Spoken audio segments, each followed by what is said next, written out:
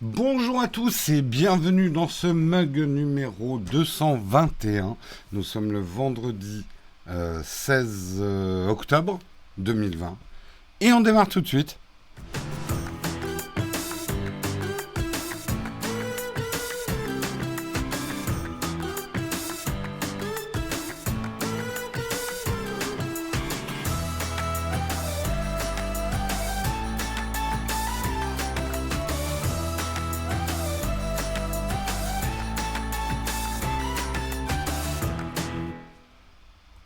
Bonjour à tous, j'espère que vous allez bien ce matin. Et oui, effectivement, Halloween commence à remplir notre décor. Bon, on n'a pas eu le temps de faire grand-chose, hein. J'ai pas mis l'étoile d'araignée et tout ça. Ça viendra, ça viendra. Je suis un peu Trump aujourd'hui. Coiffeur lundi, rassurez-vous. Euh, les gens se préoccupent beaucoup de mon apparence physique. Ça fait plaisir. Ça fait plaisir dans l'absolu. Bon, j'espère que vous allez bien en ce vendredi matin. Eh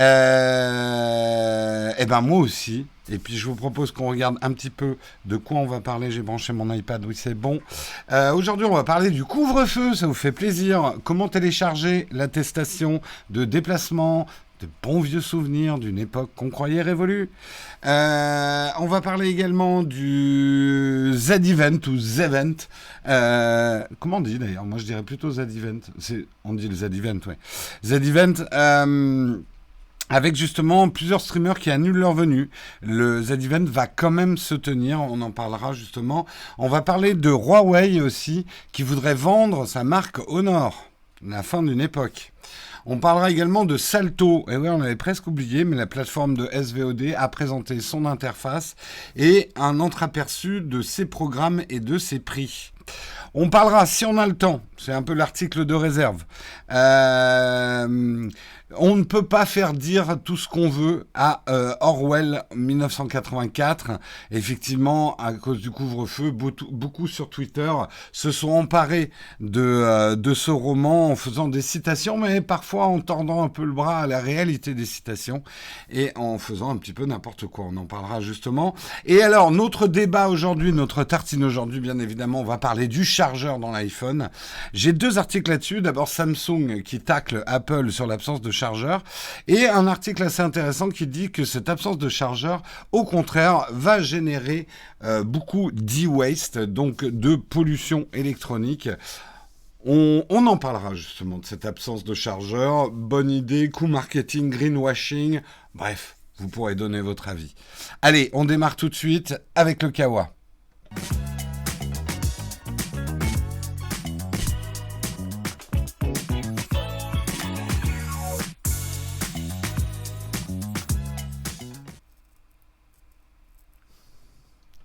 Oui, effectivement, c'est le Z-Event. Je suis un peu à l'ouest aujourd'hui. Je connais en plus, mais je ne sais pas pourquoi. C'est difficile. Semaine difficile, et la semaine prochaine va être encore plus difficile. Mais c'est pas grave, on est là. Parlons un petit peu du couvre-feu. On va pas parler du couvre-feu lui-même, hein. On n'est pas là pour faire une émission de débat là-dessus, mais on va parler des attestations obligatoires. Et oui, ça revient, l'attestation obligatoire. Je vais vous dire effectivement où est-ce que vous pouvez les télécharger, hein. Ça rappelle des souvenirs. Effectivement, il y aurait peut-être eu... Bon, après, je pense que les décisions ont été faites au dernier moment, mais il y aurait peut-être eu un truc à faire avec Alerte Stop Covid, je ne sais plus comment il faut l'appeler maintenant. Je ne sais pas, ça aurait peut-être incité les gens à le télécharger, d'avoir la... Je voudrais pas, voilà, mais non, là, on retourne à la bonne vieille impression papier, hein, impression de l'attestation avec une imprimante, présentation de l'attestation dûment remplie par un générateur disponible sur le site du gouvernement. Donc le site du gouvernement, c'est quoi déjà? Merde, je peux pas avoir les URL là. Copy link. Ah oui, mais j'ai pas le... Bon, sur le site du gouvernement et également sur le site du ministère de l'Intérieur. Vous pourrez également la recopier si vous n'avez pas d'imprimante, si vous avez besoin d'une attestation. Alors, est-ce que je vous rappelle les villes où il y a le couvre-feu, hein? Rapidement. Paris, Grenoble, Lille, Lyon, Aix, Marseille, Montpellier, Rouen, Saint-Étienne, Toulouse. Il faudra donc vous munir d'une attestation. Petite précision sur les horaires. Ça commence, non pas comme disent certains, cette nuit, mais ça commence bien le samedi 17 octobre à minuit 01. Le couvre-feu rentre en vigueur. Et donc, à partir de minuit 01 samedi, il faut rentrer chez vous. Et ça sera effectif jusqu'à 6 heures le dimanche, 6 heures du matin. Et ensuite... Attendez. Oh là là, ils se sont trompés dans l'article. Non, c'est bien le vendredi. Putain, Numérama, vous êtes gouré dans votre article. C'est vendredi à minuit 01 et non pas samedi. Et ça reprendra samedi soir à 21 heures. Oui, c'est vendredi, donc ce soir, ce soir, donc en fait demain. Oui, non, ils ne se sont pas trompés, oui. Minuit 01, c'est bien samedi. Ok, vous avez rien compris.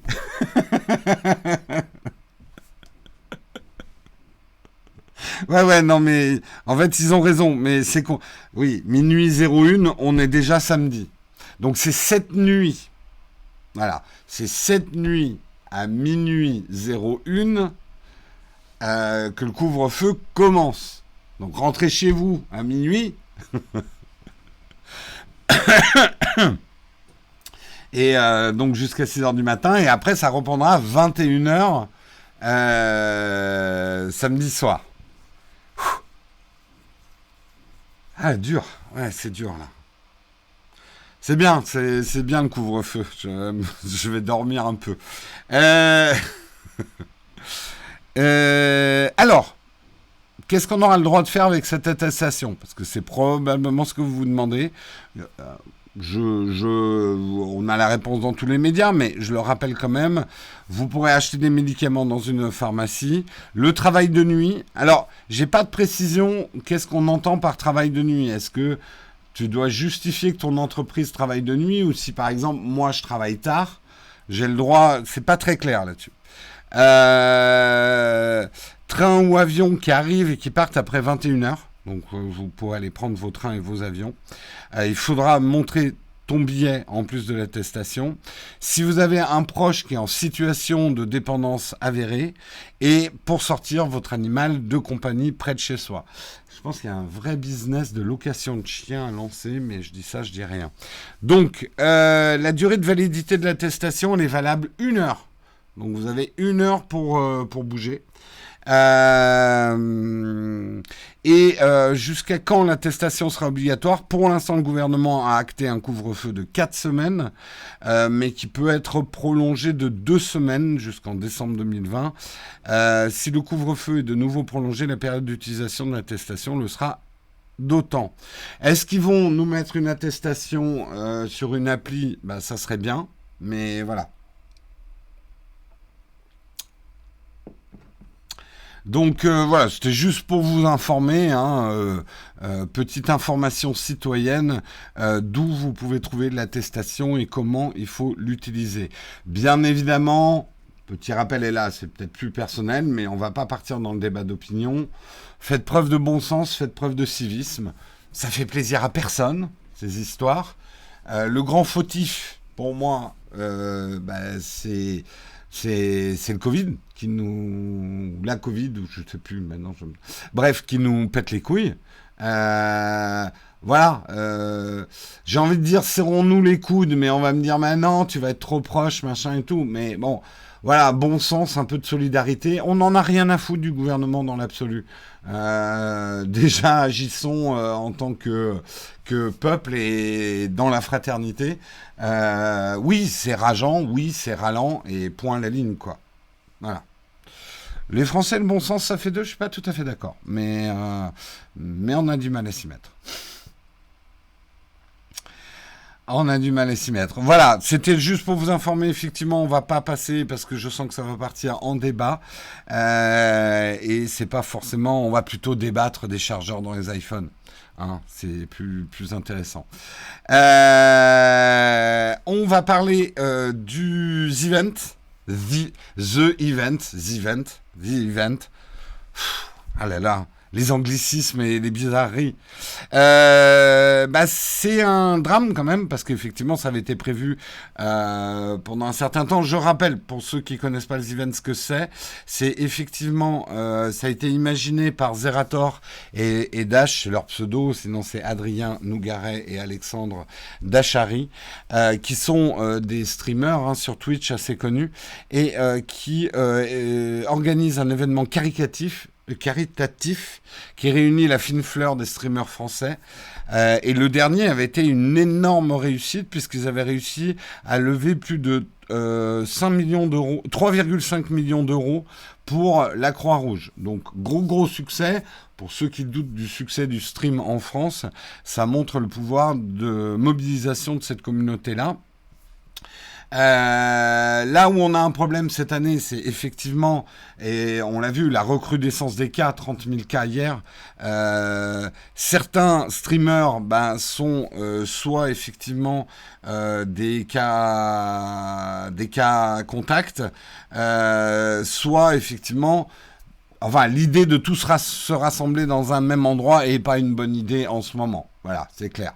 Sans parler du backlash que ça engendrerait. Néanmoins, et c'est ce dont je vous parlais, le Event 2020 aura bien lieu avec des aménagements et ils ont finalement décidé d'organiser l'événement en partie à distance et d'élargir les possibilités de participation à la cagnotte. Les cas contacts pourront de leur côté participer au marathon depuis leur salon. Alors, qu'est-ce que ça va donner au niveau ambiance? Et est-ce que justement il y aura... à voir. Les streamers, ça me rappelle quand j'allais chez un pote regarder jouer à sa console de jeu. Bah oui, c'est ça à grande échelle.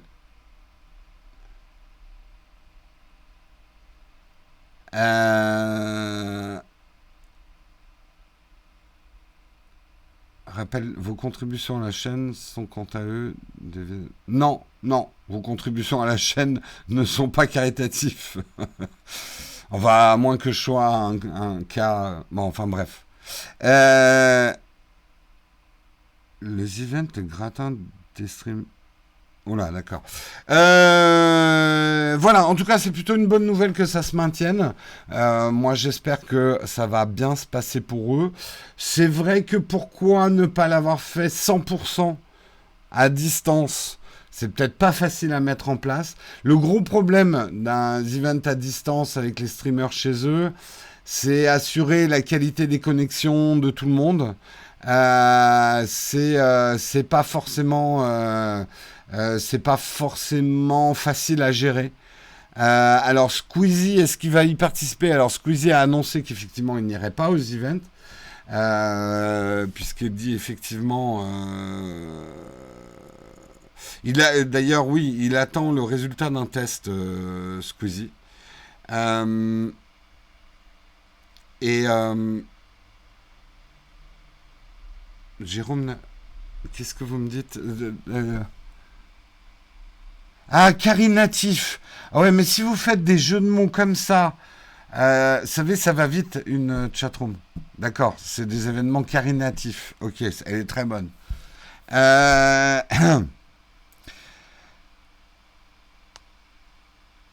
Non, mais Jérôme, il dit qu'approximativement les messages. Ouais, un jour, Oleg, je vais t'y mettre, là, devant la chatroom qui défile, à faire attention à la fois à tes boutons, aux articles, à lire les trucs, machin. Je suis pas un caméléon.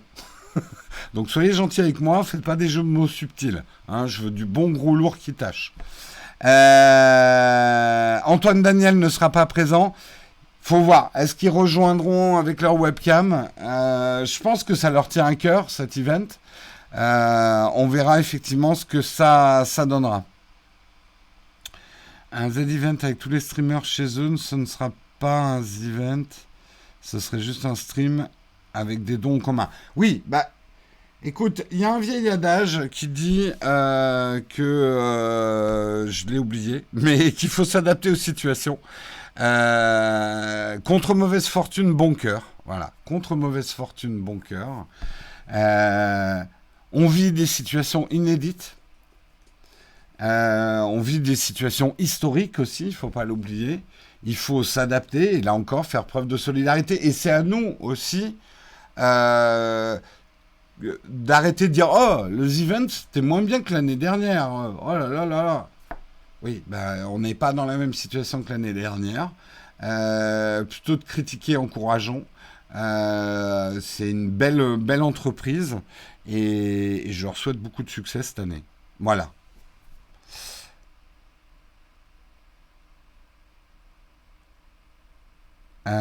Respect Zera. Zerator, ouais, qui a tout de même pris le risque d'organiser. Ouais, tout à fait.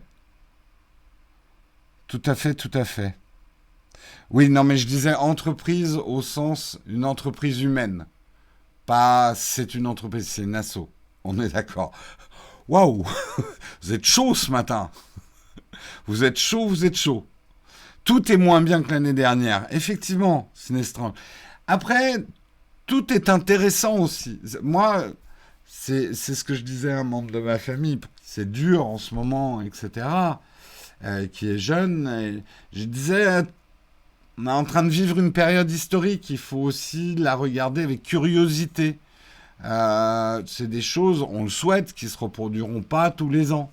Donc c'est intéressant de voir comment les êtres humains réagissent à cette difficulté et de prendre note d'ailleurs. C'est intéressant de voir comment les gens réagissent. Et les peurs, comment les gens réagissent face à la peur, face aux angoisses, face aux dangers.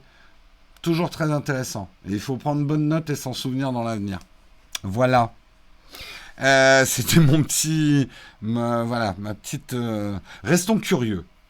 Ça sauve quand tout va mal. Euh, ouais, c'est un challenge, tout à fait. Tout à fait, tout à fait. Et regardez comment vos voisins réagissent. Vous saurez si vous pouvez leur faire confiance ou pas. Euh, Petit conseil de vieux singe.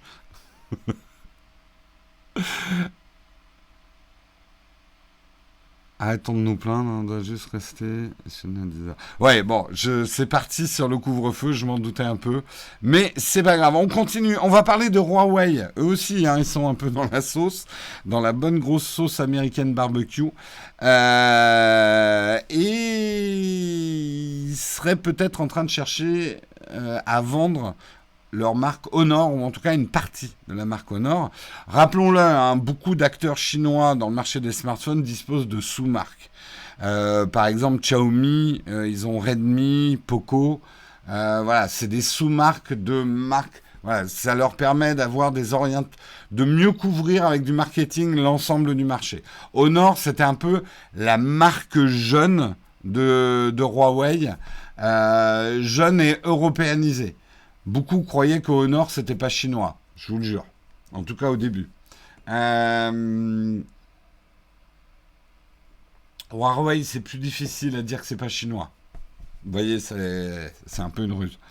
Euh, Huawei attendent surtout les élections américaines. Pas sûr que ça change tant les choses pour eux, hein. Parce que, juste pour rappeler la situation de Huawei, et quand je dis qu'ils sont dans la sauce et qu'ils s'enfoncent dans le barbecue, dans la sauce barbecue, c'est que maintenant, le problème n'est même plus qu'ils n'ont pas accès au service Google.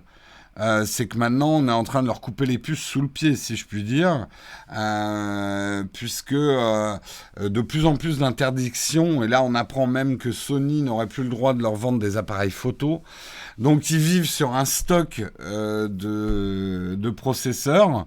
Ils vont faire... Huawei va présenter son haut de gamme, là, le Mate 40 en octobre, mais ça sera probablement la dernière génération de smartphones Huawei utilisant cette marque de processeur. Alors, est-ce qu'ils vont trouver des solutions? Oui, je sais, les Chinois sont en train de créer leur OS et tout, mais enfin, il risque d'y avoir un gros creux quand même au milieu. Ça, et ça fait mal, hein, la Huawei dégringole, hein, c'est évident, quoi. Euh, Non, je rajoute pas un R à Huawei. Le H en chinois, c'est roi ou quelque chose. Je suis pas très bon en chinois, mais on dit pas Huawei, c'est Huawei. On s'en prononce comme ça.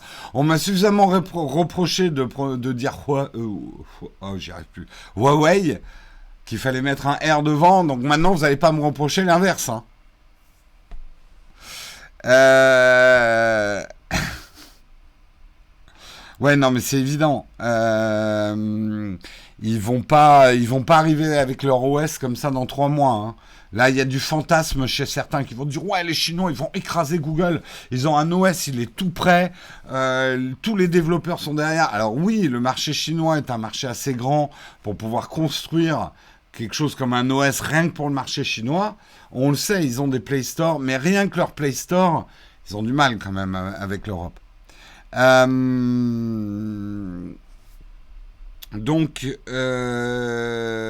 tout ça pour dire, le cœur de l'article, c'est que une rumeur dit qu'ils cherchent justement à vendre leur marque Honor, puisque Honor, alors certains vont me dire pourquoi tu dis pas Honor, les Honor, non je plaisante, les Honor, bah ils sont dans la sauce avec leur maison mère. Ils n'ont plus les mises à jour Google. C'est un gros problème. Donc, avant que tout coule, Huawei chercherait à revendre effectivement la marque Honor. Elle pourrait déjà être en partie cédée d'ailleurs à l'entreprise Digital China Group et d'autres acteurs pour l'équivalent de 3,7 milliards de dollars. On dit d'ailleurs que d'autres marques seraient intéressées. Xiaomi, qu'on prononce pas Xiaomi ou Xiaomi. Je fais aucun effort de mandarin, Jérôme. Tout à fait. Voilà, la marque Honor est assez forte. Alors, elle a perdu un peu des plumes ces dernières années. Moi, je me souviens de l'époque où la sortie des Honor excitait autant que les OnePlus. Bon, vous me direz OnePlus aussi un peu en perte de vitesse, mais voilà, c'était une marque excitante Honor. Et ils sortaient des produits qui étaient, moi j'en ai présenté quelques-uns sur la chaîne. Ils étaient bien dans le vent, quoi. Donc la marque peut être assez forte. Mm.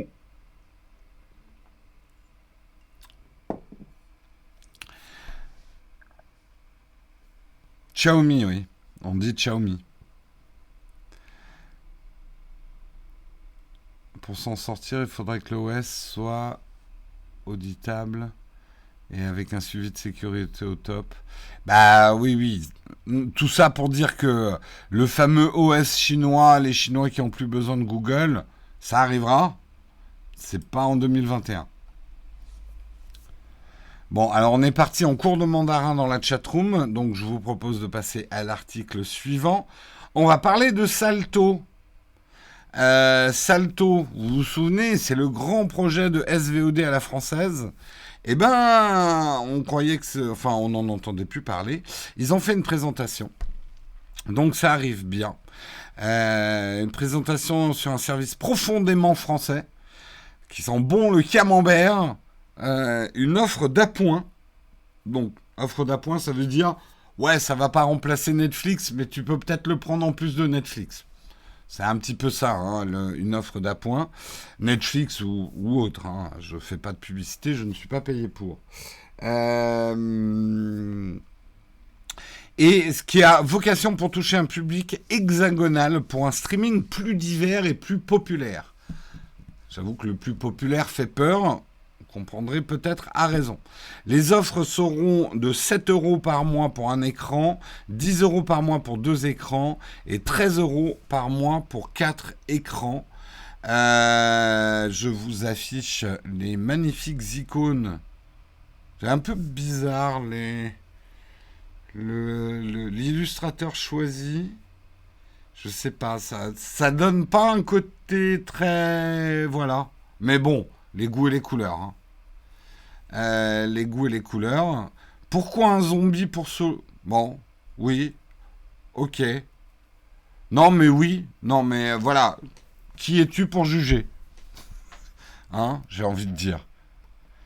C'est cher. On est dans des prix à la Disney+, hein. On est dans des prix à la Disney+. C'est moins cher que Netflix quand même. Alors, quelles seront les offres? On va découvrir un petit peu les écrans. Alors, ça fait envie, hein. Ouh, ça fait envie. Oh mon Dieu. Bref, on va avoir du documentaire, de l'actu, du divertissement, jeunesse et famille et surtout télé-réalité. Je pense que c'est là leur force de frappe, c'est la télé-réalité, c'est là où ils vont aller à fond. Pour rappel, effectivement, Salto, c'est un service qui regroupe les groupes TF1, France Télévisions et M6. Les trois firmes qui sont à l'origine de la création de cette entité avec W9, TMC, LCI, France Info, etc. Donc c'est une vingtaine de chaînes de télévision en tout, françaises. Est-ce qu'il y aura un mois gratuit? C'est une très bonne question, je n'ai pas la réponse. Donc allez voir. Ouais, non, j'ai pas la réponse. Pour rappel, Salto ne sera pas disponible, en tout cas à son lancement sur les box internet. Il sera consultable sur le web, mais aussi sur les téléviseurs via Apple TV ou Android TV. Dans les prochains mois, Salto va arriver en TNT et sur certaines gammes de télé. A toutefois ajouté Thomas Follin, assurant également déjà avoir conclu des accords avec certains fournisseurs d'accès pour une future intégration dans la boîte, dans les box internet. Sachant, et c'est peut-être le truc qui va en exciter certains d'entre vous qui n'oseront pas l'avouer dans la chatroom, ils ont quand même un atout. Vous aurez des intégrales et des avant-premières. Par exemple, L'amour est dans le pré va être disponible sur Salto une semaine avant sa diffusion sur M6 à la télévision linéaire. J'adore le mot télévision linéaire, mais comment tuer la vieille télé avec un mot que... Alors, t'as la télé linéaire, là, et puis sinon, regarde, t'as mes trucs qui brillent. Bref, voilà, l'amour dans le pré. Oui, on devrait lancer ça. Il faut que j'appelle Jackie et Michel. On va lancer l'amour dans le pré. Au moins, c'est plus direct, c'est plus clair. L'amour est dans le pré, disponible une semaine avant sa diffusion. Je pense que certains d'entre vous sont en train de vaciller, de se dire ah ouais. Bon, je vais pas le dire sur la chatroom parce que j'assume pas, mais l'amour est dans le pré une semaine avant, c'est pas mal. C'est le truc le plus excitant que j'ai entendu cette année. Shut up and take my money. Oh, arrêtez. Arrêtez. On a tous des plaisirs inavouables. Moi, je les avoue devant vous. Je vous ai dit que j'étais un fan de Gossip Girl. Voilà, je regarde Gossip Girl et je l'assume. Alors, assumez un peu. Si vous regardez L'amour est dans le pré, veuillez nous le dire dans la chatroom. Moi, voilà, vendredi confession, j'adore Gossip Girl. Attends, je suis passionné, je suis trop triste que cette série soit finie. Quoique maintenant, il serait moins jeune quand même. Donc, avouez. Bon, en même temps, maintenant, j'ai Emily in Paris, qui est un peu très... C'est très Gossip Girl. D'ailleurs, il y a un clin d'œil à Gossip Girl et j'ai adoré. Je regarde Camping Paradis. Ah ouais, quand même.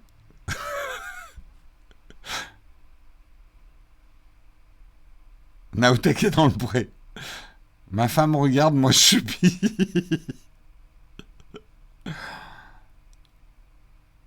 Quelle est la cible? C'est qui? Les plus de 60 ans retraités. Clairement, c'est pas une cible jeune. Hein. On va pas se mentir. Bon, après, il y a des programmes, il y a des chaînes à destination... Ouais, non, pas vraiment. Est-ce qu'on peut dire aujourd'hui que M6 et W9 sont des chaînes pour jeunes? Pas vraiment, hein. Fut une époque, oui.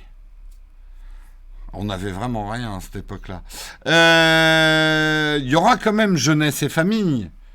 Mais effectivement, oui, non, le cœur de business n'est clairement pas de toucher une cible jeune. Ouais, et arrêtez de mépriser les vieux, déjà. Non, mais ne méprisez pas les jeux en tant que clientèle. C'est aujourd'hui le mass market.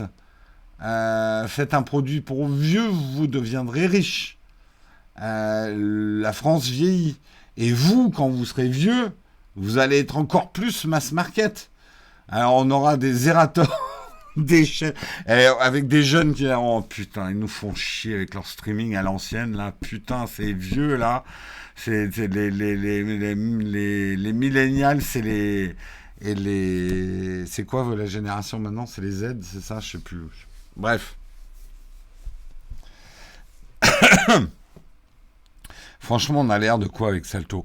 Écoute, il en faut... Moi, je comprends tout à fait. Il y a des gens, mais alors Netflix, ça leur passe complètement au-dessus de la tête. Ce qu'ils aiment, c'est regarder la télé de chez eux qui parle d'à côté de chez eux. Et voilà, l'amour est dans le pré. Très bien. Les vieux geeks, ça va faire quoi? Bah, je peux te le dire, puisque je suis la première génération qui va être à la retraite tout en étant geek. Premier truc que je peux te dire, déjà pour un truc, t'arrêtes pas les jeux vidéo parce que t'as des cheveux blancs. Voilà. Tu pourras jouer jusqu'à ta mort. Enfin, oui, presque. Ça dépend après. Oh, il y aura des jeux adaptés. Mais voilà, tes plaisirs vidéoludiques, ça change quand même. T'as moins envie de jouer à certains jeux. Mais voilà, moi, presque maintenant, mon fantasme, c'est de me dire, le jour où je me mets à la retraite, putain, je vais prendre un bon gros MMO et alors vous allez plus me voir souvent, hein. Alors, je suis pas exactement la première génération geek, puisque et c'est intéressant d'ailleurs, les premiers geeks, c'est les boomers. Les premiers, je sais plus comment il s'appelle, le dirigeant d'Atari, Gary Gygax, s'il était encore vivant, c'est la génération juste avant la mienne qui a inventé les jeux de rôle, les jeux vidéo, etc. Quand je dis que je suis la première génération geek, on a été les premiers joueurs. On n'a pas créé les jeux vidéo, mais on a fait partie des premiers. Alors peut-être pas sur les premiers jeux Pong et tout ça, ça n'existait pas. Enfin ça, c'était. Ouais, moi j'ai commencé les jeux vidéo avec les Amstrad, quelque chose comme ça.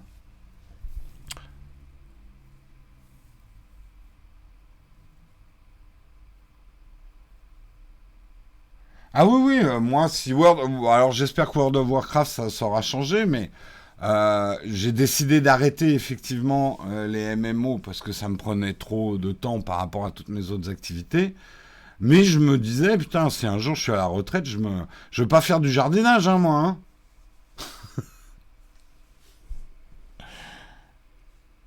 Ouais, non, je suis la deuxième génération geek. Non, on est d'accord.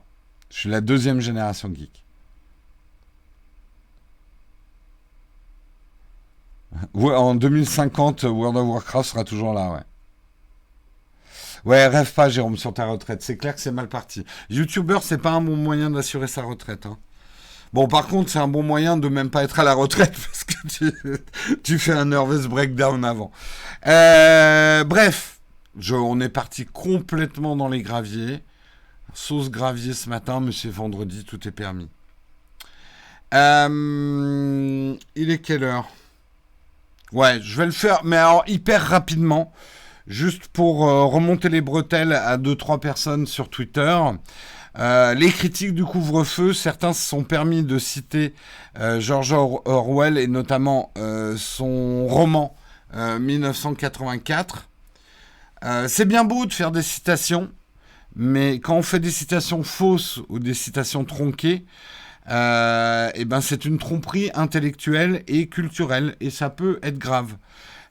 Effectivement, ça peut être tentant de citer 1984, même si, et là, c'est mon avis, et je le partage d'ailleurs avec les gens de Numérama, il y a une forme d'indécence. Si vous avez vraiment lu 1984, ça dénonce un régime totalitaire, et non pas un état de droit. Et quand on le resitue dans son époque, on parle de régime totalitaire. Alors, si vous voulez partir dans le plan Goldwyn, c'est votre problème. Mais quand même, un peu de respect pour l'histoire et ce qu'ont vécu effectivement nos aînés. Je dis pas qu'il faut pas qu'il y ait de débat autour du couvre-feu et tout ça, c'est sain. Mais on est encore dans un état de droit là. 1984 dénonçait les fascismes et les régimes totalitaires. Donc, bon, je sais que certains vont me tomber dessus, mais je trouve qu'il y a une forme d'indécence. Et alors, pourquoi cet article existe? Parce que certains hommes politiques, notamment en tête Nicolas Dupont-Aignan, qui a remporté la palme, puisqu'il a cité George Orwell avec la citation suivante: « En dehors du travail, tout sera interdit, marcher dans les rues, se distraire, chanter, danser. » Eh bien, cette citation n'existe pas dans le livre. On l'a retrouvée en anglais sur des Twitter anglais, mais elle n'existe pas non plus en anglais dans le livre. Donc c'est complètement inventé. Si d'ailleurs ces personnes avaient lu le livre 1984, et c'est ce que dit l'article et que moi j'avais oublié, c'est que le chant n'est pas interdit dans 1984, puisque le héros de l'histoire est réveillé par des chants. Alors c'est des chants patriotiques du gouvernement, mais voilà, donc le chant n'est pas interdit. Il l'a lu dans Picsou Magazine, pas impossible. Non mais voilà, c'est intéressant parce que ça montre les grandes phrases sur Twitter des hommes politiques, ça devient un sport. Ça peut être intéressant de vérifier leurs sources aussi. Et ça, c'est un exercice qu'on doit faire nous. Ne prenons pas Twitter pour argent comptant. Et quand bien même des hommes politiques, c'est intéressant de voir ceux qui font des bourdes, c'est une information aussi, ou qui déforment la réalité, ou qui tordent la réalité. Hein, on est dans une époque où on a un grand champion de la torsion de la réalité, que ça nous serve d'enseignement. Les deux grands menteurs, les politiques et les météorologues. Ah, la météo devient de plus en plus précise. Les politiques, non. C'est souvent les partis extrémistes qui reprennent 1984. En plus, vraiment, alors je vous invite, les plus jeunes d'entre vous qui n'ont pas lu 1984, c'est vraiment une très bonne lecture. Vous comprendrez justement que le livre est beaucoup plus subtil que les caricatures qu'on en fait, même que Apple a fait avec sa pub.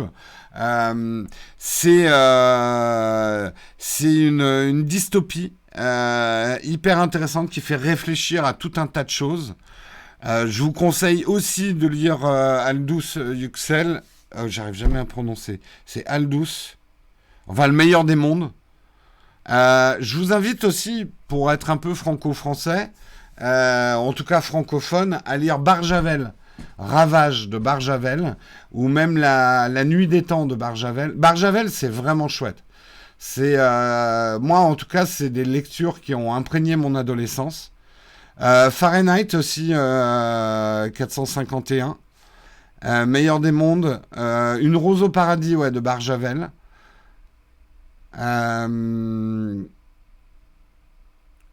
Les chasseurs et les pêcheurs sont de gros menteurs aussi. Ah, ça balance ce matin. Ouais, La Nuit des temps, c'est un livre qui m'a beaucoup marqué, moi. C'est vraiment... Mais Ravage est un livre très intéressant, avec des réflexions même sur ce qu'on dit. Juste pour vous le pitcher, c'est l'électricité disparaît. Comment le monde devient, qu'est-ce qu'il arrive au monde avec l'électricité qui disparaît. Assez intéressant. Euh, L'Empire des Anges de Bernard Weber. J'ai pas lu, moi j'ai lu Les Fourmis de Bernard Weber, mais... L'Enchanteur, j'ai beaucoup aimé de Barjavel. Ça faisait partie de mes livres de... C'est un livre beaucoup moins connu de Barjavel, qui parle d'un... Enfin, c'est un Merlin revu sauce Barjavel. Euh, La Nuit des Temps, je comprends pas, toujours pas que personne n'ait tenté de l'adapter au cinéma. Pas facile, hein, d'adapter Barjavel au cinéma, hein. Pas facile, mais ouais, ça serait un chouette challenge.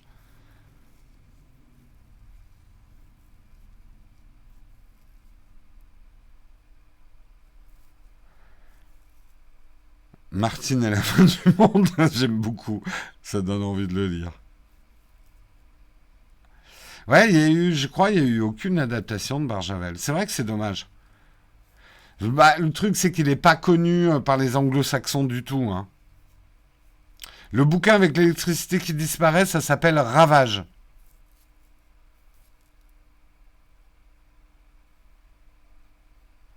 Voilà.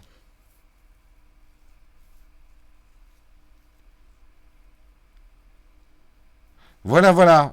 Pourquoi on en est à Barjavel? Bah si, remarque, si, c'est tout à fait dans l'article, Jérôme. T'es pas parti dans les graviers. Et c'était le dernier article de ce matin, mais on va passer à la tartine. On va revenir à des choses beaucoup plus terre à terre. Est-ce que c'est un scandale qu'Apple n'ait pas mis un chargeur dans sa boîte? Et surtout, est-ce que c'est du greenwashing ou est-ce que ça aura vraiment des conséquences écologiques? Et seront-elles positives? Mais avant ça, bien sûr, vous pensiez que j'allais oublier, mais non.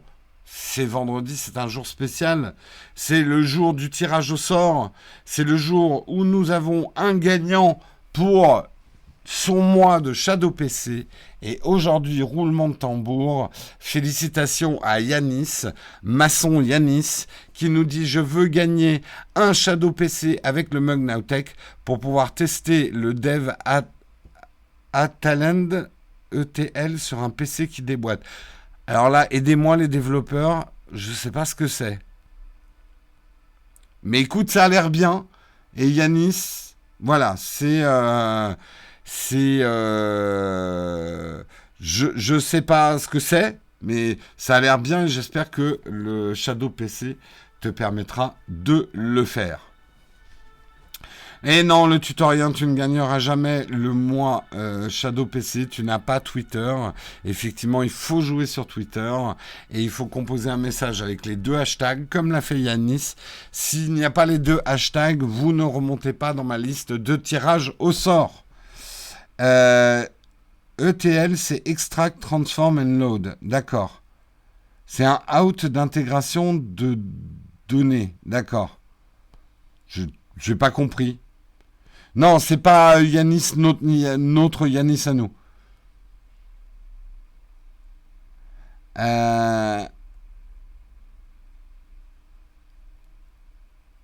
je rappelle que c'est le jour de la saison 3 de Star. M'énerve pas, je peux pas le regarder ce soir, Discovery. Parce que je vais le regarder avec Marion demain.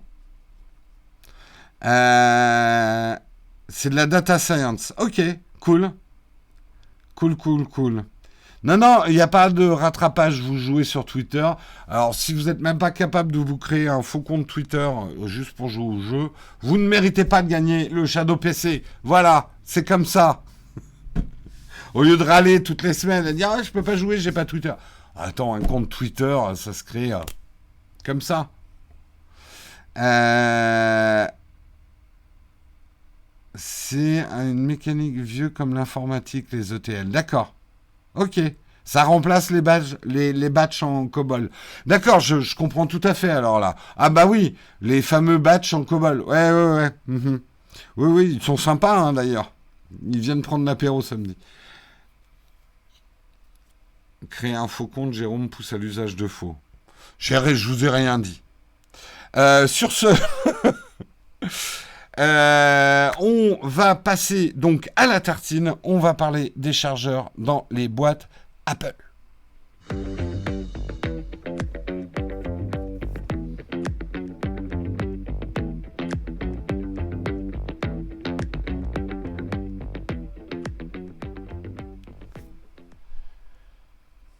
Et effectivement, pour parler du sujet, j'ai sélectionné 2 news ce matin qui sont intéressantes. La première, et on pouvait s'y attendre, c'est Samsung qui se moque de l'iPhone 12 avec la suppression de l'adaptateur secteur. Ils ont effectivement tweeté ceci hier.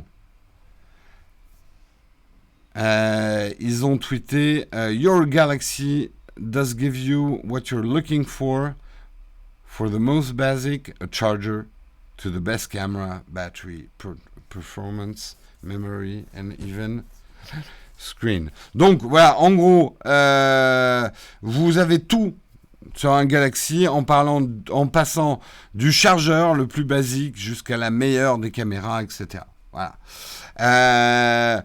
Comme à chaque fois qu'Apple fait un truc, Samsung fait un petit tacle, et puis 2 ans après, ils font la même chose que Apple. On verra. Est-ce que Apple va faire comme l'abandon de la prise jack, faire une tendance du marché que les autres qui se sont bien moqués au début suivent après? On verra. Mais un article peut-être plus intéressant et quelque chose de plus intéressant. Après, on ne peut pas en vouloir à Samsung. Hein. On va dire que c'est de bonne guerre de se moquer. Un article que j'ai trouvé plus intéressant, c'est quelqu'un, même si je ne suis pas d'accord avec son article, j'ai quand même trouvé l'article intéressant. C'est un article d'Android Central qui dit ne pas avoir mis de chargeur dans les boîtes des iPhone 12 et d'ailleurs des autres iPhones va au contraire créer beaucoup de pollution. Et lui, ce qu'il dit, et je trouve que l'argument est correct, lui dit le problème n'est pas tant que Apple ait enlevé le chargeur mural, mais c'est plutôt que Apple livre les iPhone 12 avec un câble chargeur USB-C Lightning.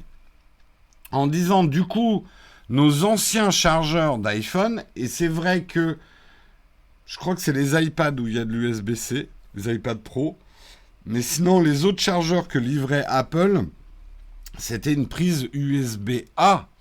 Donc, ça veut dire que vous ne pourrez pas utiliser votre vieux chargeur Apple de la génération précédente pour y brancher votre câble, puisque votre câble est USB-C. Oui, non, ce que je voulais dire, non, c'est dans... Parce que moi, je commence à avoir des chargeurs blancs qui sont USB-C. C'est uniquement livré avec les iPad Pro, ouais, ça. Même les petits... Bougez pas, j'ai une idée.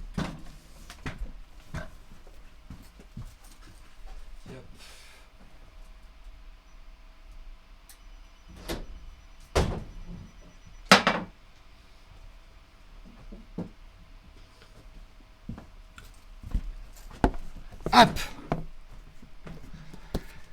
J'ai ici un iPad 8. On va l'unboxer ensemble. Je sais, quel gâchis. Non, je vais juste enlever le plastique et je vais voir avec quoi c'est livré. Parce que intellectuellement, ça m'interloque. Merde, j'ai pas de couteau. Je vais trouver un truc. Faites les cons, le prof fait partie. Ben non, il est revenu. Donc... hop. Je vais regarder ce qu'il y a dans la boîte comme chargeur. Des iPad 8. C'est pas l'iPad Air. Hein. D'ailleurs, l'iPad Air, je pense qu'il serait... L'iPad Air. Il manque pas d'air, cet iPad. Il sera peut-être dispo aujourd'hui ou à la vente, j'en sais rien. Non, là, c'est le 8. Je le gardais un peu pour faire un comparatif avec le Air. Parce qu'en test solo, c'était pas très intéressant. Donc, je vais vous faire l'unboxing le moins excitant que vous aurez jamais vu. Voilà, l'iPad 8. Hop.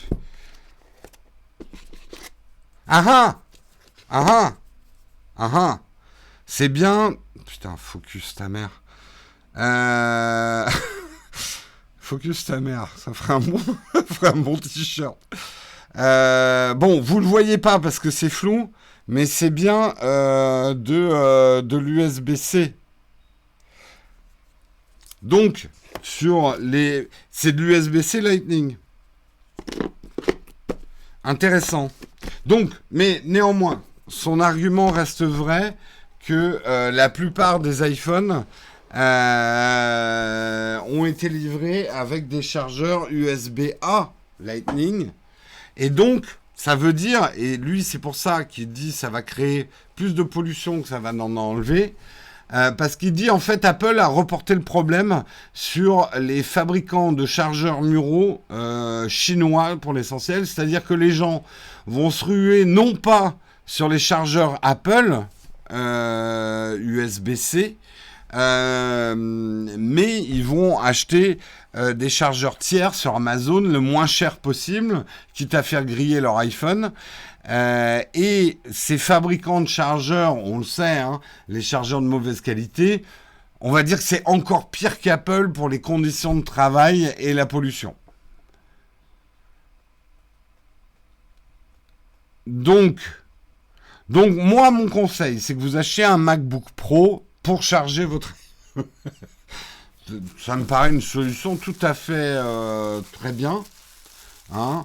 Un petit MacBook Pro, c'est classe en plus. Parce que tu pourras dire à tes invités, non, ce MacBook Pro tout neuf, 16 pouces, ne me sert absolument pas à travailler. Il est uniquement là pour charger mon iPhone. C'est la classe. C'est plus classe qu'une petite batterie. Du coup, il faut quoi comme chargeur? Il vous faut... Alors moi, je vais quand même vous en conseiller un. Je vous en avais parlé. Hop. Je le trouve très bien. Alors, il est peut-être un peu disproportionné pour certains. C'est la marque OK qui fait ça. Et le gros avantage de ce chargeur, c'est qu'il peut charger aussi un Mac. Donc, un PC. Il est assez gros pour charger un petit PC. Et il y a une prise pour votre iPhone. Donc, il vous faut de l'USB-C, en fait. Voilà. Celui-là, c'est pas un Anker, c'est un OK. A-U-K-E-Y.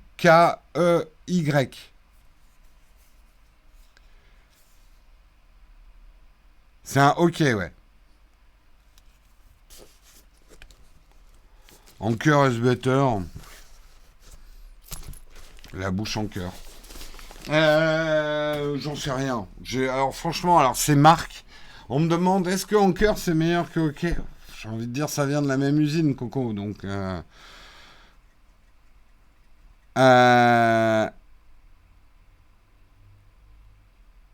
non, mais en fait, il n'y a pas vraiment de bonnes ou de mauvaises marques dans ces trucs. Après, il y a des bons et des mauvais produits, mais...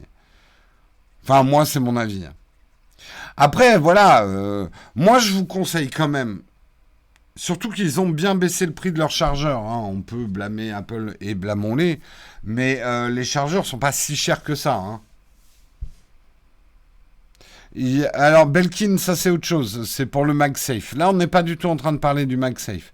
On est en train de comment on va recharger notre iPhone 12 par le cul en leur branchant quelque chose. On a toujours du Lightning, mais le truc, c'est que Apple, pour des raisons d'écologique et afin d'amincir les boîtes de livraison, a décidé de ne pas mettre de prise murale. Alors, on va faire un sondage, parce que autant parler avec un sondage, donnez-moi 1 minute pour taper le sondage.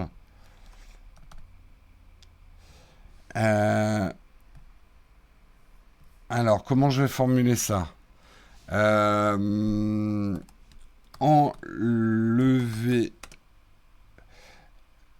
la prise, parce qu'il faut être précis. C'est pas le chargeur exactement qui est enlevé, mais c'est la prise murale des des boîtes de smartphones.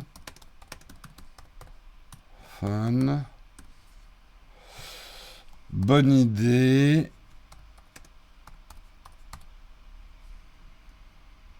Mauvaise idée. Et sans opinion. Allez, hop. Sondage dans la chatroom. Ne se prononce pas, vous cliquez pas. Donc pour l'instant, nous avons la bonne idée qui gagne avec 12 votes contre 9 votes pour la mauvaise idée qui talonne et qui remonte ici dans le virage. Mauvaise idée remonte sur bonne idée. Bonne idée est en train de mettre une petite tapette quand même sur mauvaise idée.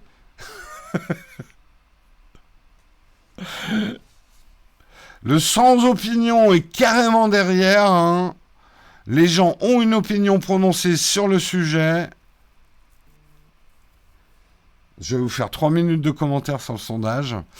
Nette avance pour bonne idée qui a au moins un tour de circuit de plus que mauvaise idée qui peine à 31%. 60% pour bonne idée. C'est comme ça qu'on devrait commenter les élections présidentielles, quoi. Un truc en temps réel. En streaming. Merci beaucoup, Steph le Stat, pour ton Prime. D'ailleurs, j'ai raté pas mal de remerciements pour des Primes, je le ferai tout à l'heure. Donc, pour l'instant, en tout cas, dans le chat, ça vous semble plutôt une bonne idée, hein. Bon, après, on ne peut pas négliger quand même les mauvaises idées qui sont maintenant là à 32%. C'est significatif. 66 personnes dans la chatroom trouvent que c'est une mauvaise idée. Nous avons 122, quasiment plus du double, non, moins du double maintenant, qui trouvent que c'est une bonne idée. Alors, moi je trouve que c'est une bonne idée. Parce que, alors, moi je suis dans une situation très particulière. Je teste des smartphones. Donc vous imaginez bien qu'en fait je croule sous les chargeurs. J'en ai 10 fois trop et d'ailleurs je ne les enlève même plus de leur boîte, les chargeurs. Alors, j'utilise pas les chargeurs qui sont livrés avec les smartphones. J'ai mes chargeurs génériques et puis je branche comme ça, quoi. Donc les chargeurs, moins on m'en livrera, plus je serai content. Plus les boîtes seront petites, plus je serai content. Après, est-ce qu'on peut faire une boîte plus fine en mettant un chargeur? Ben, regardez, j'ai la boîte du Pixel 4a. Elle est plus fine, hein. Donc c'était possible. Donc l'argument d'Apple sur la boîte plus fine qui permettrait d'en mettre plus dans les camions.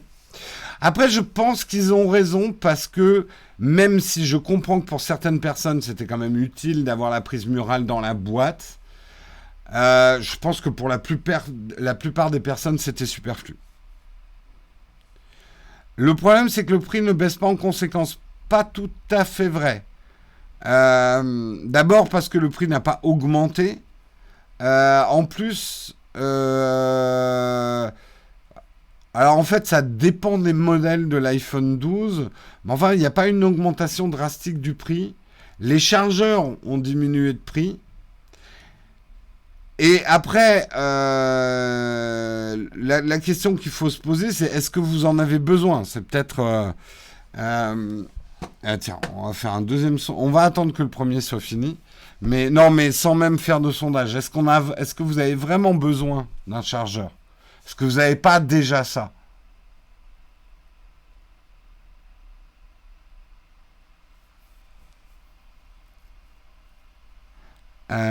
Pour revendre ton smartphone sans chargeur, ça va être bof.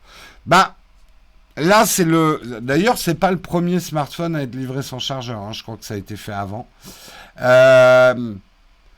C'est des questions de normes. Plus tard, quand il n'y aura plus de chargeurs...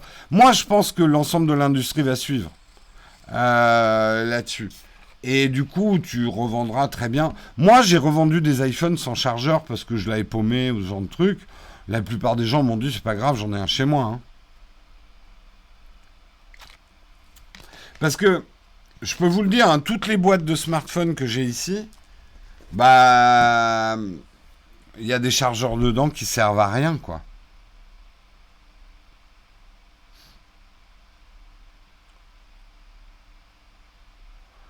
À la place de le vendre sans chargeur, ils auraient dû inclure le chargeur sans fil. Bah ça, c'est... Bon, j'ai envie de faire une vidéo là-dessus sur le MagSafe, parce que je trouve que c'est un truc très intéressant que fait Apple. Assez malin, un peu putassier aussi, mais c'est très malin. Très Apple, le MagSafe. Mais je vous le garde pour une vidéo. En fait, le problème ici, et je suis assez d'accord que là où Apple a peut-être pas été super cool, c'est de mettre un fil. Alors, le truc, c'est que s'ils avaient mis, l'hypothèse, s'ils avaient mis un fil Lightning USB-A, on aurait la moitié des gens qui vont dire oh, mais Apple qui utilise de l'USB-A encore à notre époque, hein, c'est un scandale. Donc ils ont dit ok, on va mettre de l'USB-C, sinon on va se faire taper sur les doigts. Et là tout le monde, non mais alors là je me moque un peu, mais c'est vrai que tous leurs anciens chargeurs étaient USB-A, Apple. Donc les gens vont pas pouvoir réutiliser ces chargeurs avec leur nouvel iPhone 12. Ça c'est dommage.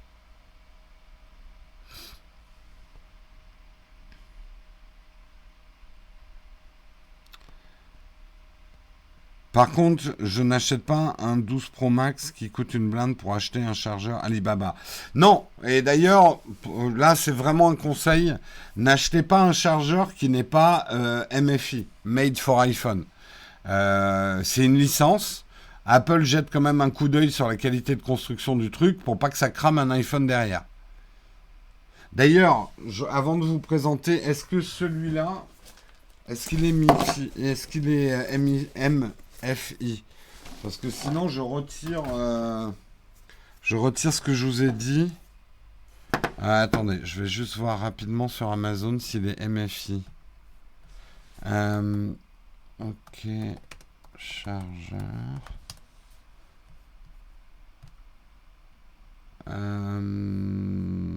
C'est celui-là. Je suis pas sûr qu'il soit MFI, donc je vous ai peut-être pas donné un très très bon conseil. Bon, après, moi je le trouve de bonne qualité. Attendez, je vérifie s'il est MFI. Ouais,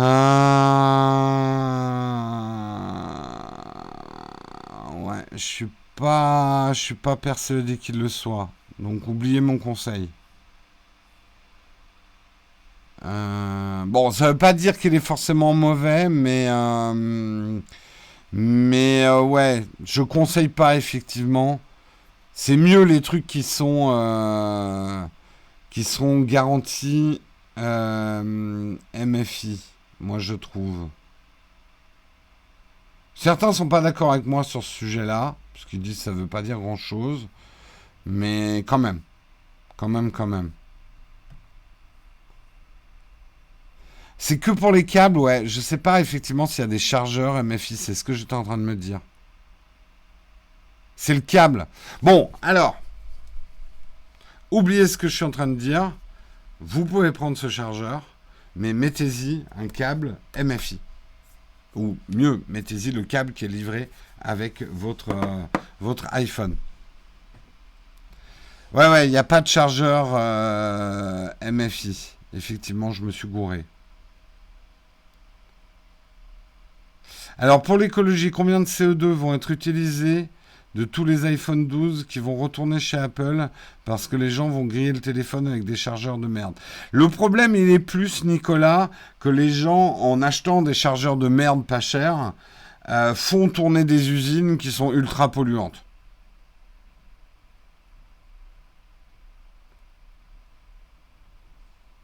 Est-ce qu'on pourra toujours recharger un iPhone 12 avec un chargeur sans fil Qi? Oui, oui.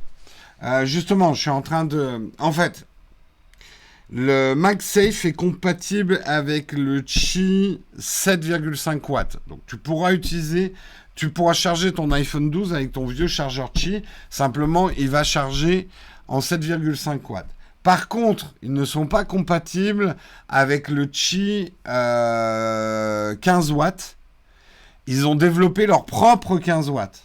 C'est un peu subtil. C'est-à-dire, tu pourras pas mettre un Android sur un MagSafe Apple et attendre du 15 watts. Par contre, tu pourras charger un Android sur un MagSafe en 7,5 watts. Si j'ai tout bien compris. Donc en fait, c'est plutôt la charge sans fil rapide, enfin rapide 15 watts, où Apple a fait sa propre charge.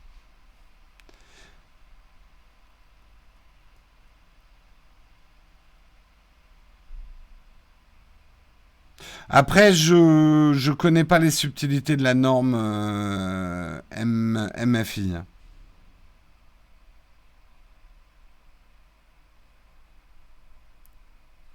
J'ai le même chargeur que celui conseillé par Jérôme, jamais eu de problème.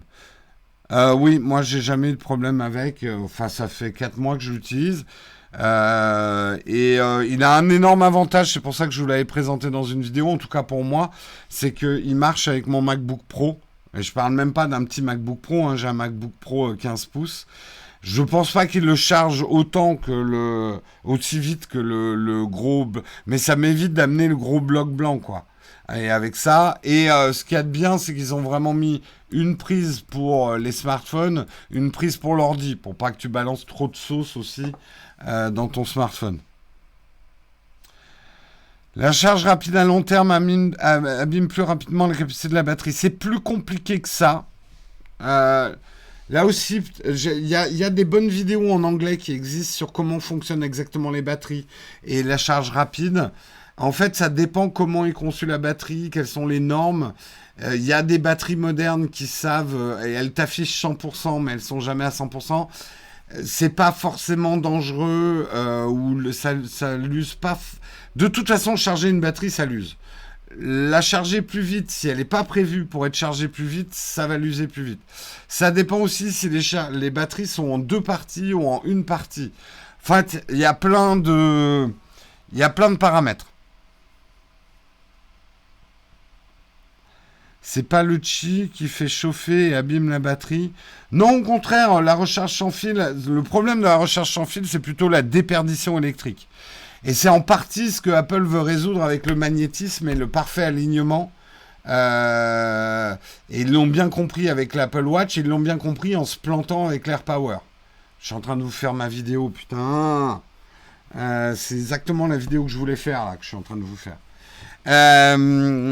Ils ont bien compris que pourquoi les gens n'utilisent pas tant le sans fil que ça, c'est que le sans fil recharge assez lentement et surtout, et ça vous est peut-être déjà arrivé, le sans fil, alors ça dépend des modèles de chargeurs, mais les modèles ronds où on pose son smartphone, si tu le poses pas bien, il ne charge pas. Donc le lendemain matin, tu as l'air d'un con avec ton truc. Moi, ça m'est arrivé 2-3 fois, effectivement, de mal positionner. Pourtant, j'ai un voyant qui s'allume, de mal positionner mon smartphone et du coup, tu abandonnes en fait la recharge sans fil. Donc, ils ont analysé en fait Apple les problèmes de la recharge sans fil et moi, je trouve ça intéressant la solution qu'ils apportent. J'ai peur que leur aimant MagSafe règle le dos à force. Oh non. Non, non, non, non, non. C'est une peur irrationnelle. J'ai une Apple Watch. Quelque part, le MagSafe existe déjà depuis que l'Apple Watch existe, puisque d'une certaine façon, les chargeurs d'Apple Watch sont des MagSafe, en fait. Donc voilà, le gros problème de la recharge sans fil n'est pas que ça chauffe ta batterie, c'est plutôt qu'il y a beaucoup d'énergie qui est perdue. Parce que l'alignement n'est pas parfait, donc il y a plein d'énergie qui s'en va, quoi. Tu consommes beaucoup plus pour recharger ton smartphone qu'une recharge par fil.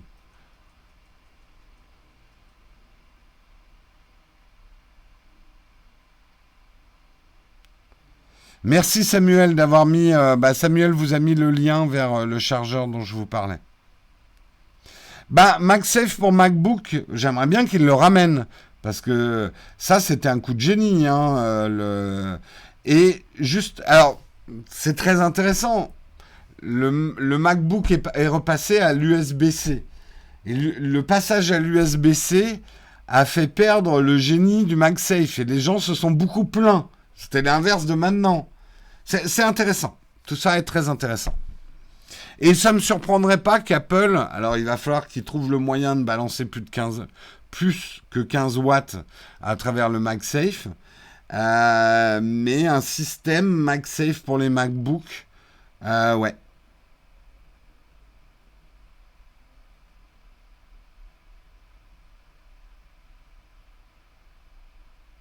Ah bah Apple n'a pas inventé le chargeur sans fil, c'est clair.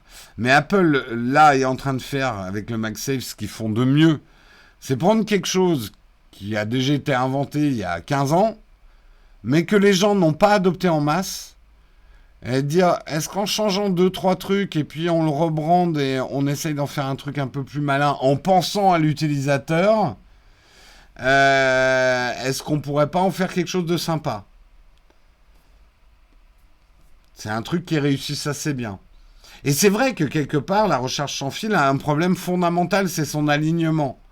Bah, c'est con, mais il fallait y penser, d'y mettre les aimants pour un meilleur alignement.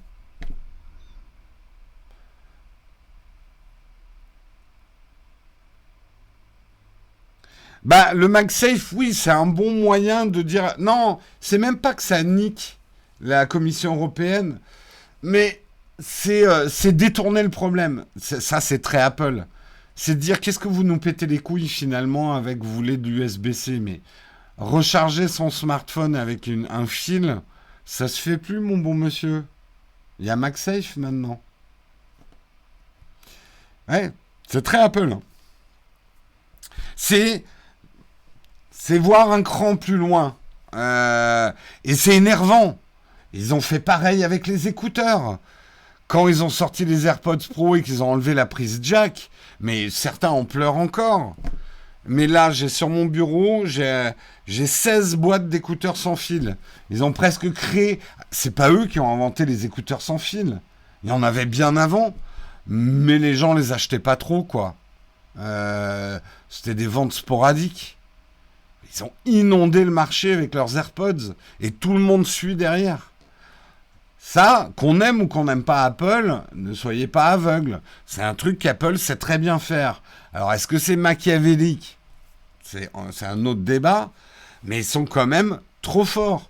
Et maintenant, Apple, en fait, a réussi à ringardiser le fil, quelque part.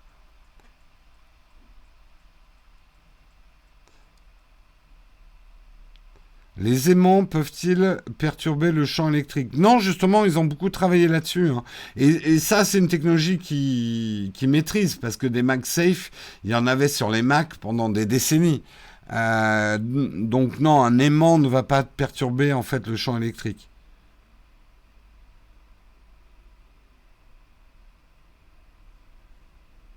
Alors, ce qui précise, par exemple, sur le porte-carte va pouvoir se magnétiser derrière ton iPhone, c'est il est blindé. En gros, ça n'abîmera pas tes cartes de crédit.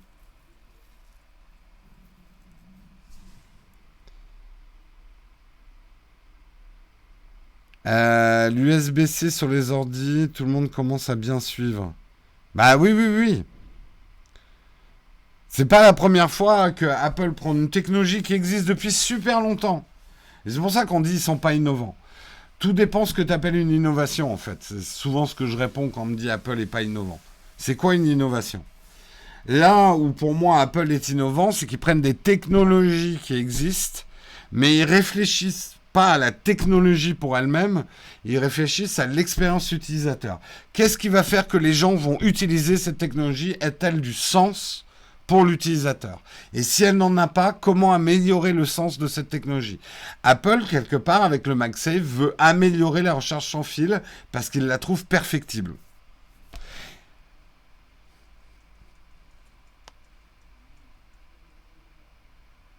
Les chargeurs Samsung nouveau modèle sont USB-C aussi. Oui, je crois, ouais.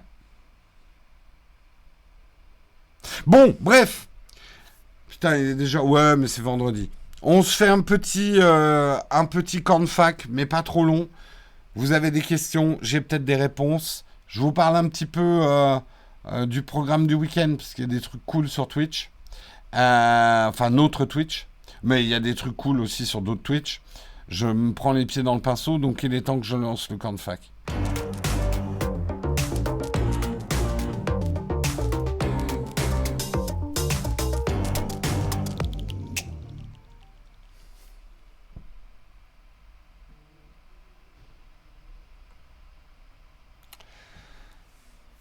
Camp de fac, vous avez des questions? est-ce qu'il n'y a pas de question Platinium? Encore une keynote en novembre, c'est la rumeur. On parle du 17 novembre, qu'il y aurait une troisième keynote Apple. Euh... Non, j'ai pas de news du. À mon avis, il va sortir bien après un chargeur duo iPhone, Apple Watch de la keynote. Ça va pas être pour tout de suite. Pour travailler de bonnes photos sur un écran, est-ce qu'un écran de 60 Hz suffit? Pour les photos, t'as pas vraiment besoin qu'ils se rafraîchissent beaucoup, justement, parce que c'est pas une image qui bouge. C'est Sébastien, donc 60 Hz, ça suffit largement. C'est plus pour le jeu vidéo, ça, les fréquences d'image. Jérôme critique les streamers de Twitch en sous-entendant que seule sa chaîne est cool. Allez pas créer des clashs, hein. Je prends en random vos questions, hein, parce qu'il y en a plein. Hein. Pourquoi ne pas avoir parlé des séries US sur Salto, dont la nouvelle saison de Fargo? Ah, parce que j'avais pas compris. Mais j'ai vu, oui, il va y avoir aussi des séries US, hein, quand même. Celles dont TF1, je pense, a les droits, ou un des groupes a les droits. Est-ce que vous avez acheté beaucoup de choses au Prime Day? Ouais, j'ai acheté plein de Philips Hue. Plein de Philips Hue pour faire un nouveau décor. Moi, je trouve inutile MagSafe quand le sans contact généralisé avec cette pandémie. Bah écoute, l'avantage, c'est que t'es pas forcé de l'utiliser. Râle pas, Jérôme, les keynotes, ça te fait gagner des followers sur Twitch. Ah, mais ça fait du boulot.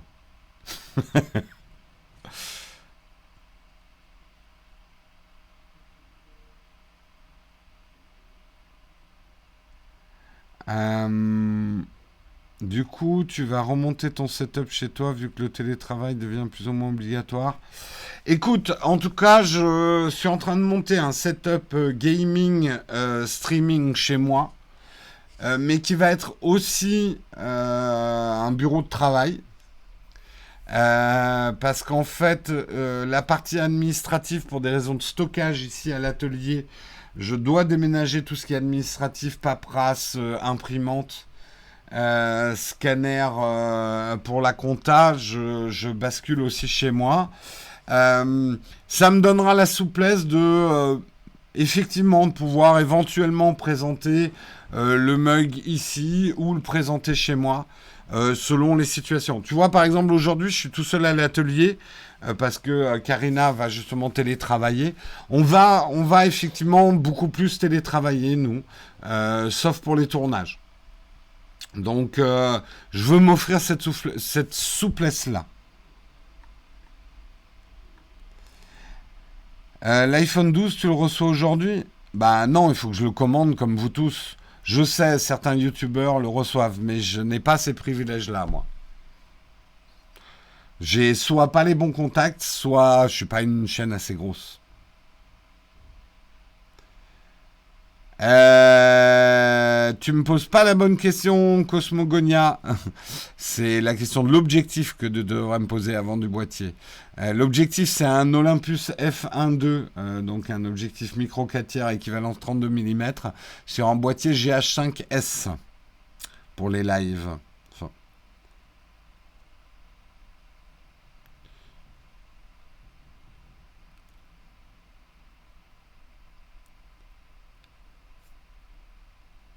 IT jailbreak, mais il n'existe plus, c'est Quentin. Ah, Quentin reçoit l'iPhone, bah tant mieux pour lui. Tant mieux pour lui. Oui, on va commander les 4 modèles d'iPhone. Bon, on les renverra après, mais pour les tester pour la chaîne. Ouais.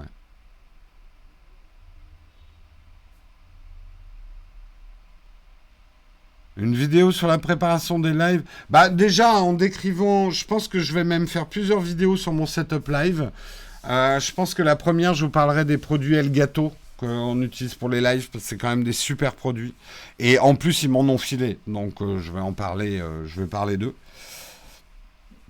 Mais voilà. Est-ce que je pense en garder un? Oui, je garderai peut-être l'iPhone 12 Pro Max.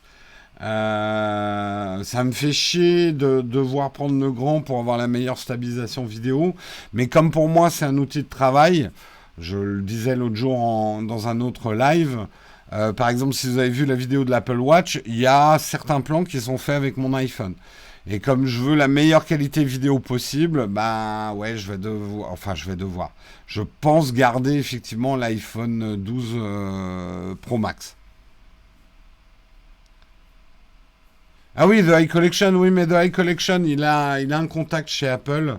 Mais je crois que même Jojol va le recevoir là cette année, en avance.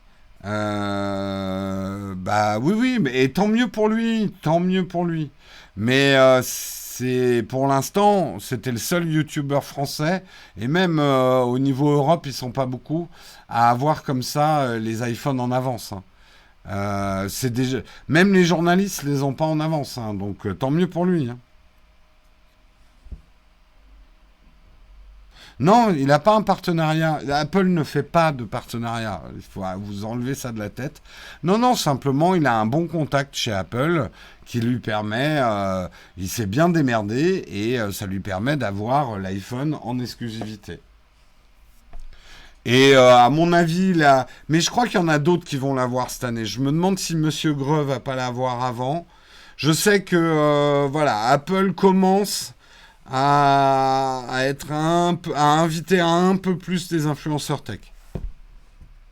Après, voilà, ils prennent les chaînes les plus grosses aussi.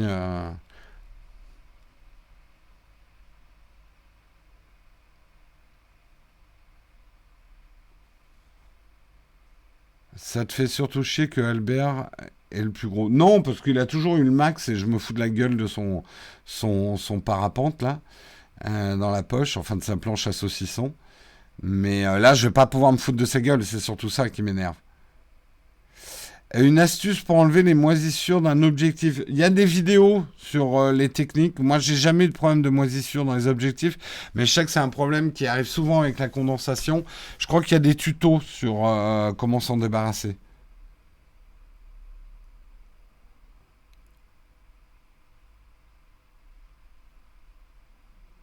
Alors, c'est une bonne question, si Blasseur. J'ai jamais essayé de recharger mon iPhone en même temps que mon MacBook Pro avec cette prise. Donc je testerai.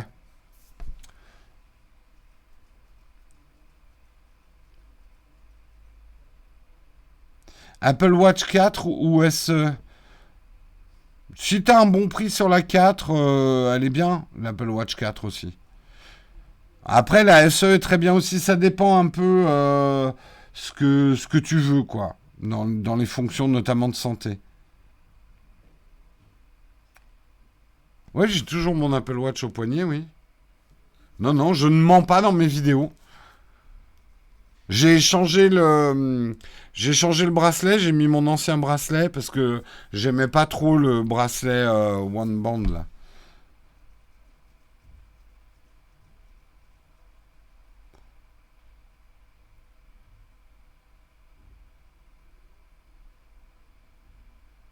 Oui, il y a c'est pour ça que je dis avec l'Apple Watch 4, tu as l'électrocardiogramme.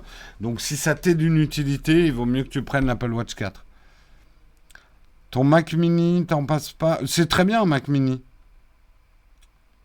Très bien, c'est une très bonne idée, très bien le Mac Mini. Tu penses quoi des reprises back market ou autre? Je suis jamais passé par back market. J'ai plutôt des bons échos. C'est tout ce que je peux te dire. La 4 va durer encore combien de temps? Oula, les Apple Watch, elles sont un peu construites pour durer, hein. L'Apple Watch Zero, elle a combien? Alors, elle commence à ralentir, mais c'était normal, c'était les premières. Enfin, elle commence même à être vraiment lente. Mais après, si tu te contentes des fonctions de base de ton Apple Watch, ça peut durer longtemps, ouais. Oh, c'est au moins 5 ans, pas 3 ans, hein. Une Apple Watch, ils les mettent à jour au moins 5 ans, je pense. Peut-être pas les toutes premières, parce qu'il y a une évolution rapide de WatchOS. Mais ils font comme...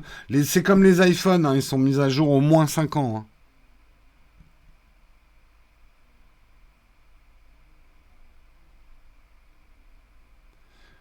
Vous faites comment pour envoyer les iPhones? Alors nous, en fait, ce qu'on fait, c'est qu'on les garde.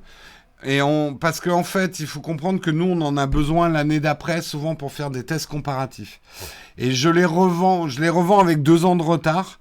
Et on les revend d'abord à notre communauté, donc d'abord à nos contributeurs. D'abord à la famille, j'ai envie de dire. D'abord la famille. Et ensuite, et d'ailleurs bientôt, il faut juste que je fasse le listing, on va proposer, on va faire notre vide-grenier et on va le proposer d'abord à nos contributeurs. Donc quand on ouvrira là, notre futur Discord où il y aura le channel juste pour les contributeurs, c'est là-dedans que je proposerai certains produits de notre vide-grenier. Est-ce que c'est grave si ton Apple Watch n'est plus à jour? Non, parce que ça posera pas forcément de gros problèmes de sécurité.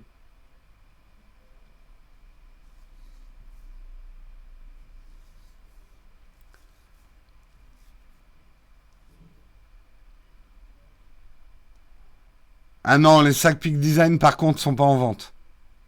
Après, je peux vous vendre un sac Peak Design pété qu'ils m'en ont renvoyé un neuf, mais j'ai gardé le pété quand même. Allez, il est 9h30.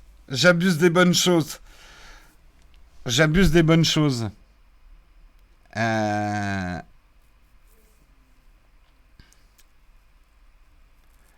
Finalement, j'ai acheté une première Apple Watch SE pour sécurité en mer et finalement, je pense que je m'en passerai plus au quotidien. Très bien. Je ne sais pas si c'est toi, Kamet, qui a mis un long commentaire sur ton expérience en bateau avec l'Apple Watch qui était intéressant. Ce qui est dommage, c'est que tu as mis un lien dedans, donc je ne peux pas publier ton commentaire sur YouTube. Pensez-y, ne mettez pas de lien dans vos commentaires YouTube pour des raisons de sécurité. On ne peut pas les publier et on ne veut pas cliquer dessus pour voir si c'est un lien safe en fait. Le problème, c'est qu'il serait hyper facile de mettre des liens malveillants dans les commentaires YouTube. Je pense que vous comprenez. C'est bien pour ça, c'est pas pour vous faire chier, mais c'est pour ça que les liens sont interdits dans le chat. C'est pour ça que les liens sont interdits dans les commentaires YouTube. Dernière chose avant de vous quitter. Ce soir, normalement, ça risque d'être rigolo. Alors, bien évidemment, le event est prioritaire, mais on va être avec Guillaume et Yanis. Et a priori, on va jouer à Night of the Dead. Ceux qui ont vu notre première tournée avec Yanis et Yanis et l'ours s'en souviennent encore. Donc ça devrait être rigolo avec Guillaume en plus. On devrait faire ça ce soir sur Twitch. Oui, même sur les liens, ça craint le tutoriel. Si tu mets un lien malveillant et que les gens peuvent cliquer dessus, tu peux mettre n'importe quoi derrière. Samedi soir, pour ceux qui ont aimé nos aventures dans Baldur's Gate 3, on reprend l'aventure avec Marion et Nicolas et moi. On sera Baldur's Gate 3 samedi soir. Voilà pour le petit programme Twitch. C'est exceptionnel qu'on joue un week-end. Hein. Enfin, qu'on stream en tout cas un week-end. Donc, c'est un mini-événement en soi.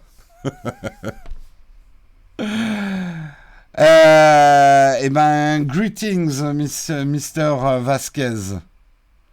Tu me conseilles Baldur's Gate 3 alors que je suis tombé vraiment fan grâce à tes vidéos.